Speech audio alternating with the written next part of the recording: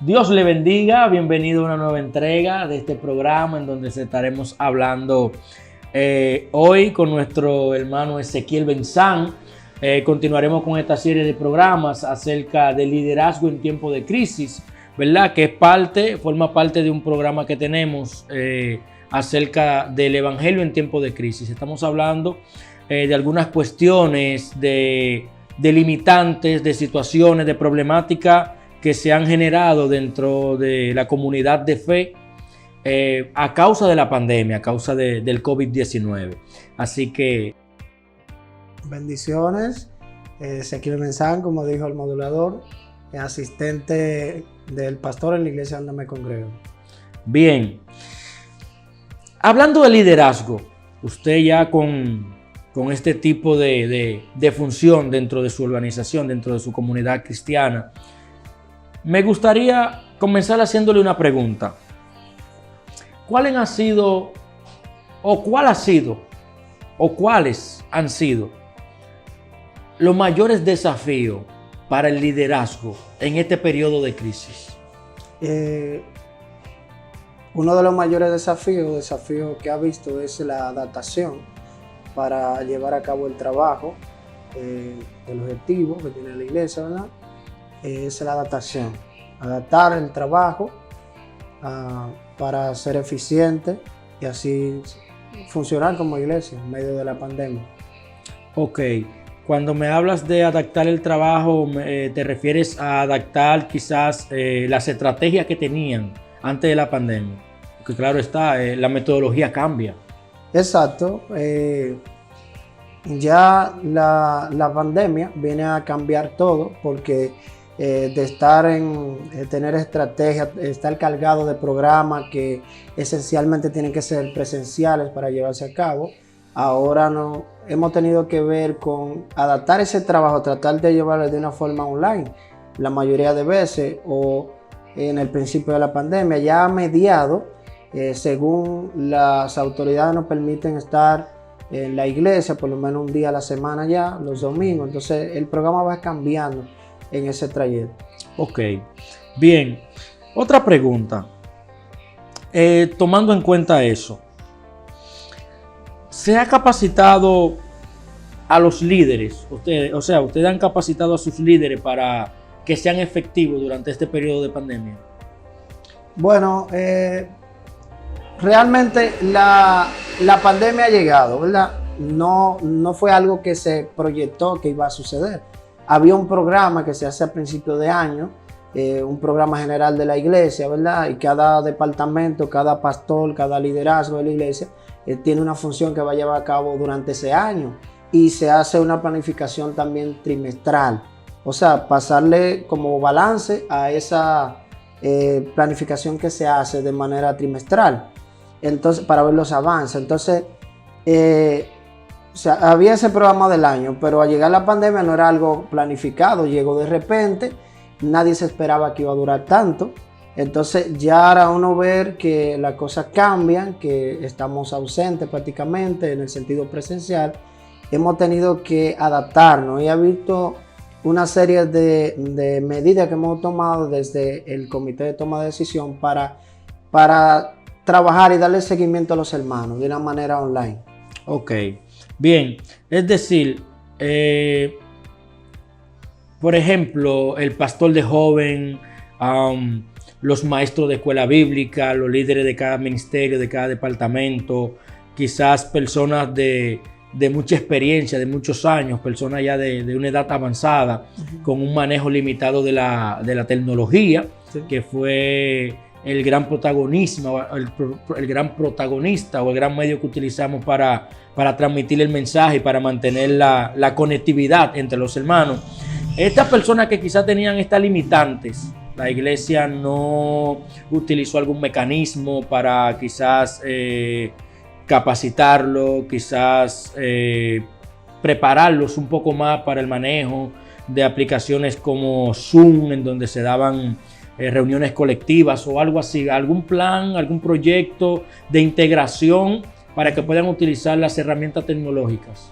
Bueno, en ese sentido, hemos trabajado específicamente más cargado la parte de lo que son los discipulados, porque son las personas que no están confirmados, no tienen tanta experiencia, digamos así, son nuevos en la iglesia, hay que formarlos, no tienen formación. Entonces, de esa manera hemos optado por dar discipulado con la medida posible dentro del horario que nos permite el toque de queda, y lo hemos cementado en grupo. Ahora bien, tú hablas de qué han hecho esos líderes que tienen un gran tiempo trabajando de una forma y tienen parte de sus grupos o de las personas a cargo que no manejan la plataforma online.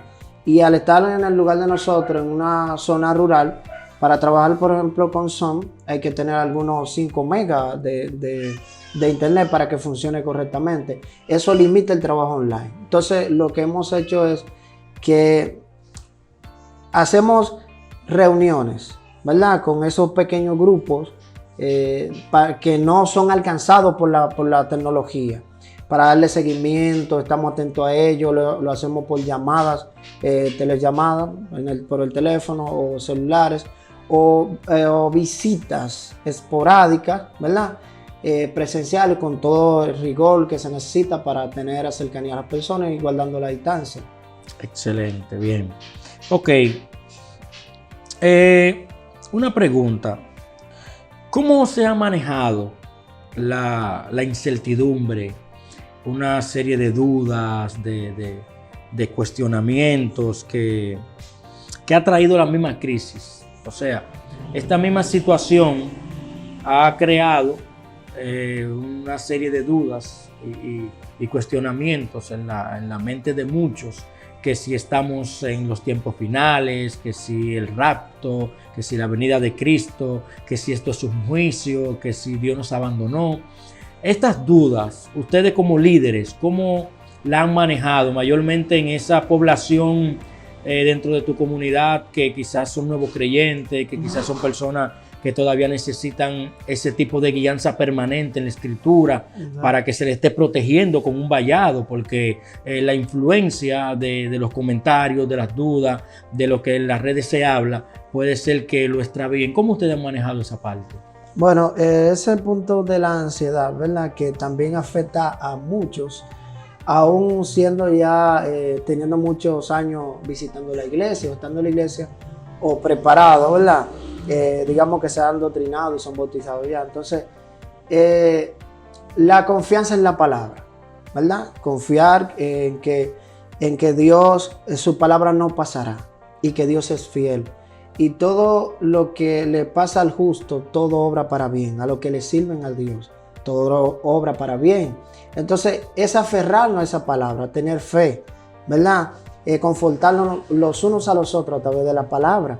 En cuanto a lo que no tienen la gran experiencia, esas personas que estamos discipulando en el momento, de ellos surge una pregunta que me llama la atención. Y es que en muchos de ellos hay una preocupación por ser bautizado, porque la Biblia dice que el que creyere y fuere bautizado, este será salvo. Entonces, con frecuencia me hacen esa pregunta y quieren que el discipulado, el curso, el trayecto del discipulado no se atrase, porque no quisieran tal vez verse en la situación de partir de la tierra o que sea la venida del Señor y ellos, por no ser bautizados, se pierdan, por así decirlo, o se queden.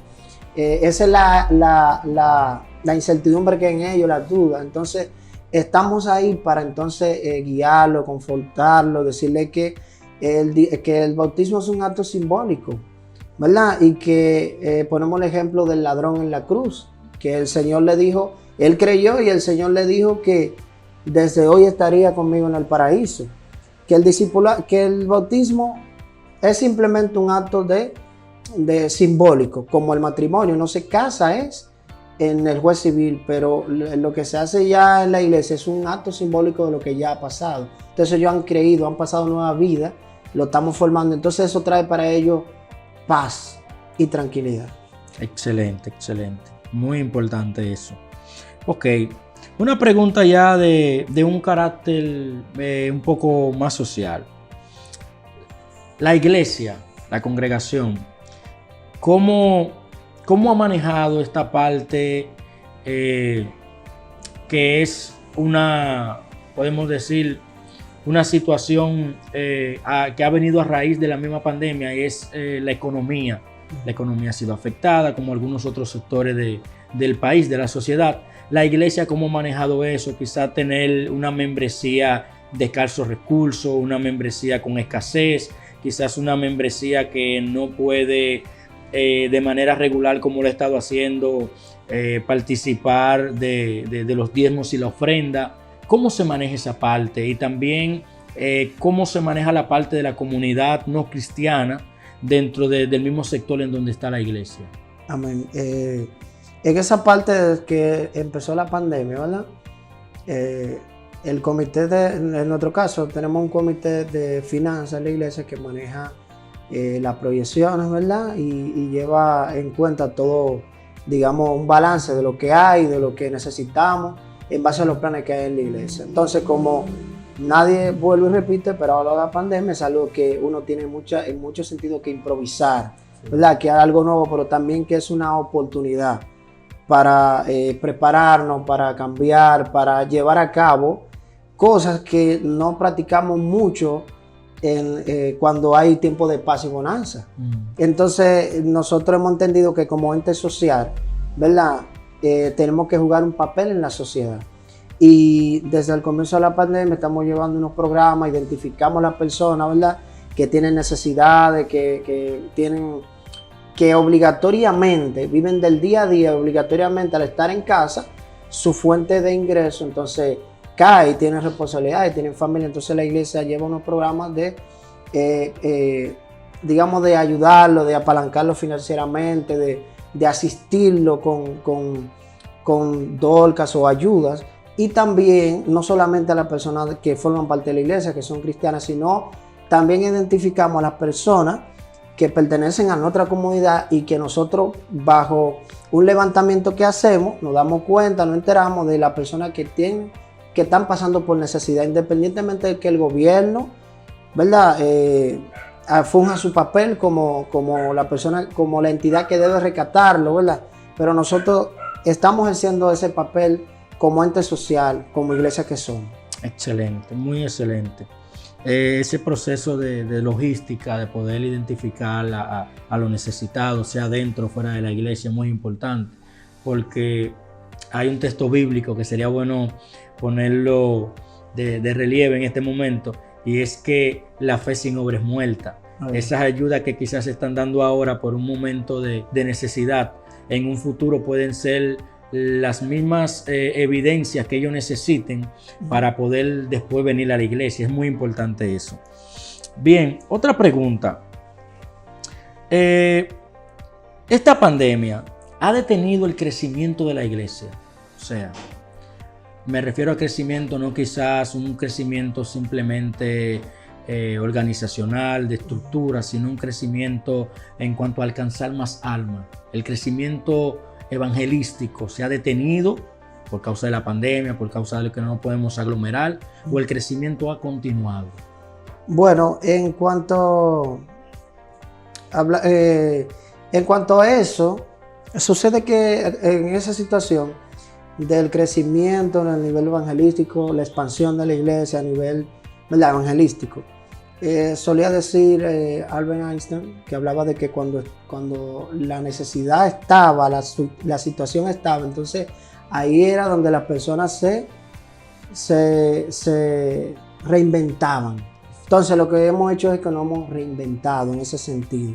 No nos hemos detenido, no podemos ir presencialmente, casa por casa, llevar células, pero sí podemos utilizar las redes o podemos predicar a distancia. Incluso actualmente estamos llevando un plan piloto, que es un programa que se llama Guarda de mi hermano, tomando ejemplo de que viendo la situación donde se encuentran las personas, de la pandemia, que se están muriendo, personas hasta familiares, y aún así tú ves la reincidencia continuar en prácticamente una parte sí con lo que ve se arrepiente, pero otra sigue como que si no estuviera pasando nada.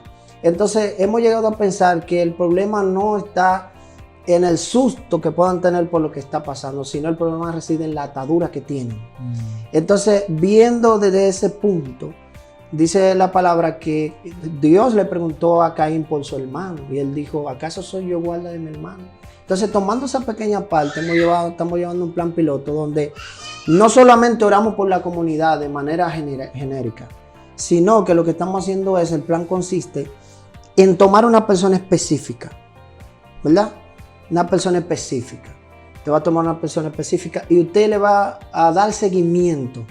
Le va a evangelizar, pero dándole seguimiento, uniéndose a él, para que nosotros que tenemos la luz, ¿verdad? Tenemos el poder, tenemos la visión, sabemos lo que está sucediendo porque sucedió con nosotros y Dios tuvo misericordia, ¿verdad? Y rompió la cadena que nos ataba. Entonces nosotros, entendiendo que podemos hacer cosas mayores y que somos realmente responsables de nuestros hermanos y que compartimos con ellos, pero somos conscientes que están atados. Entonces lo que hacemos es que tomamos una persona, le damos seguimiento, le hablamos del plan de Dios para con su vida y entonces nos unimos, no simplemente lo hacemos consciente, sino que nos unimos a ellos en ese propósito. Le hacemos de interés para ellos, de que Dios tiene planes. ¿Te gustaría saber los planes que Dios tiene para ti?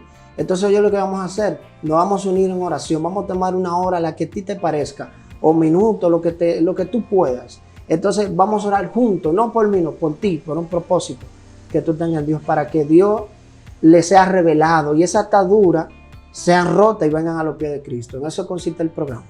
Una última pregunta para cerrar esta sección. Sí. Como líder, acostumbrado ya durante años, porque sé que has sido líder antes de la pandemia y durante la pandemia. Como líder, que conoces una estructura de liderazgo más tradicional, más estática, que ha sido por mucho más tiempo establecida, más rígida. Ahora en este periodo de pandemia en donde el liderazgo ha tenido que evolucionar, ha tenido que ser más dinámico, reinventarse, ¿qué es lo que más has aprendido como líder? Como líder, bueno, hay veces que llevar una visión en un liderazgo tradicional se toma tiempo asimilar por la incertidumbre, pues el liderazgo puede tener 20 años fungiendo o haciendo una cosa de una forma, ¿verdad? Un programa, pero cuando se le presenta una visión nueva, hay una resistencia por el asunto de la incertidumbre. Entonces, he visto que es algo, de hecho, bueno que podemos sacar de la pandemia de estos tiempos. Del cambio se ha dado automático. Las personas que tú no te podías pensar que iban a participar, por ejemplo, en una escuela bíblica a través de eso, ni imaginárselo, ni mucho menos entender que Dios podía obrar por medio de una plataforma.